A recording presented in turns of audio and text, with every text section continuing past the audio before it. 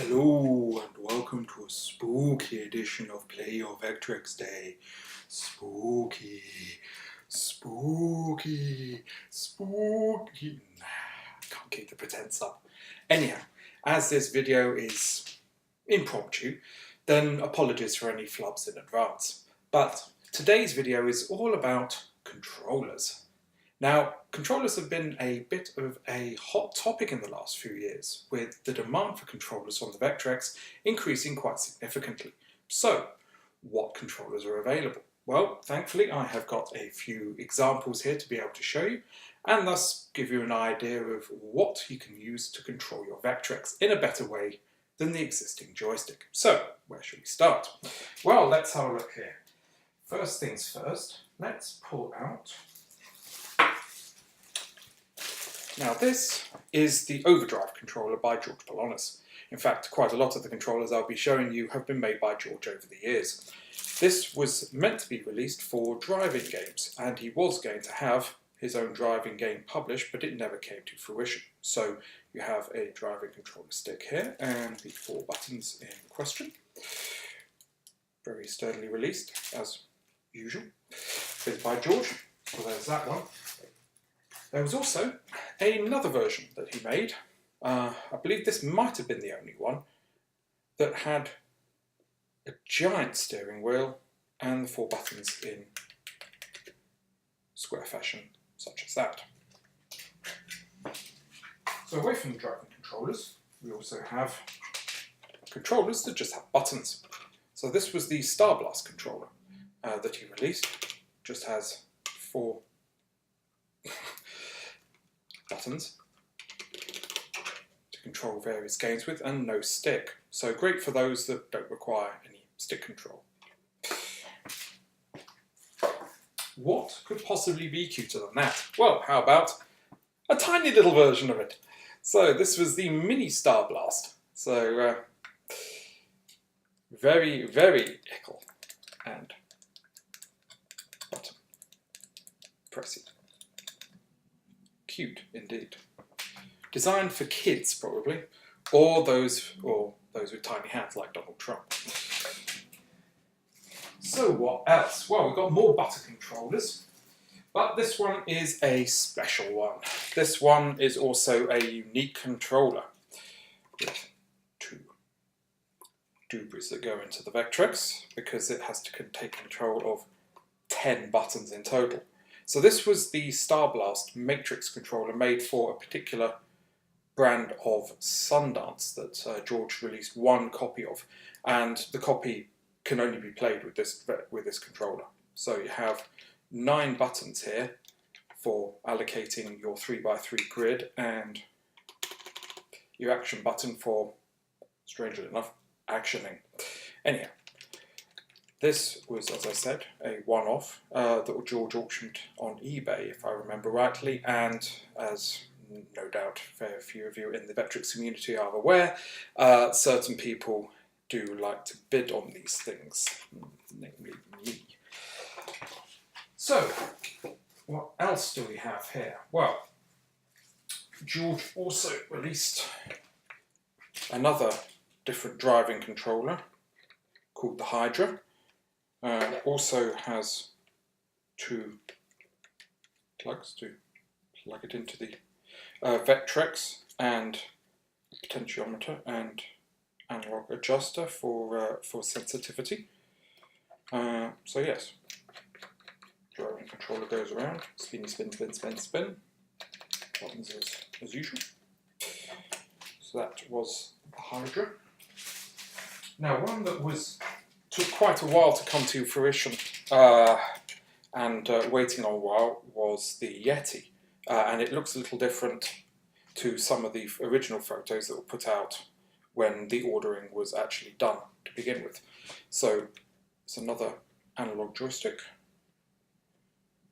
with a housing that is fairly reminiscent of sort of the original Atari 2600 joysticks, for example. Nice sturdy rubber sheath, FNAF, and the usual buttons for your actions. Around the same time, but released a little sooner was the Equinox controller, which is effectively a larger version of the Yeti in sort of sense. So it has almost like a sort of radio control analog controller here that sort of can pivot in both directions a lot easier in general. So it makes playing the four-way games a little easier because it isn't so loose in the diagonals, but you can still obviously take it around the diagonals, and nice big fat arcade-like buttons there for precision control. And the last controller from George, and sort of the most recent one that he's done, is effectively just nicknamed the Blackout for, well, obvious reasons. You can see it's pretty black. Same arcade buttons there, and big knob from half an hour again. But this isn't a digital stick. This is still very analog based. So that's the last one that George has put out. So that's all of George's controllers. What else do we have on the table? Well, I've got a couple of other things here. First of all, we have this particular controller, which a few of you may recognize from certain posts on Facebook and elsewhere. It is a very well built joystick with analog, very good analog stick and your standard arcade buttons. Definitely this was well worth the money I paid for it. And I can well imagine I'm probably going to be using this for various competitions in the future. If it wasn't for the fact, and put it like this, any video about controllers is doing a disservice unless you also show off, arguably, the granddaddy of them all. This was Brett Wallach's Vectrex, pretty much the original, sort of the one that started all the controller mania off, although you could say it took an awful long time for said mania to take off. Built very sturdily, a very solid digital control stick and arcade buttons. This is actually the prototype. So if I read off what it says on the back. Vectrex prototype, blue flake on black, black joystick, black buttons, custom crafted for Brett Wallach, quelle surprise, on August the 14th, 2001. So this is effectively Vectrex 0.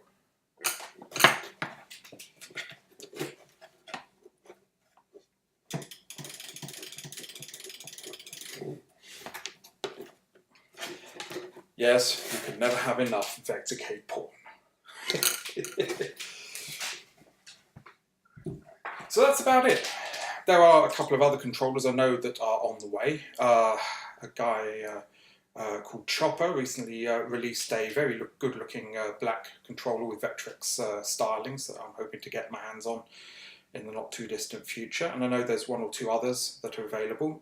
Even a joystick joystick kit that you could build your own joystick using parts that were sold, which I haven't got around to actually doing yet.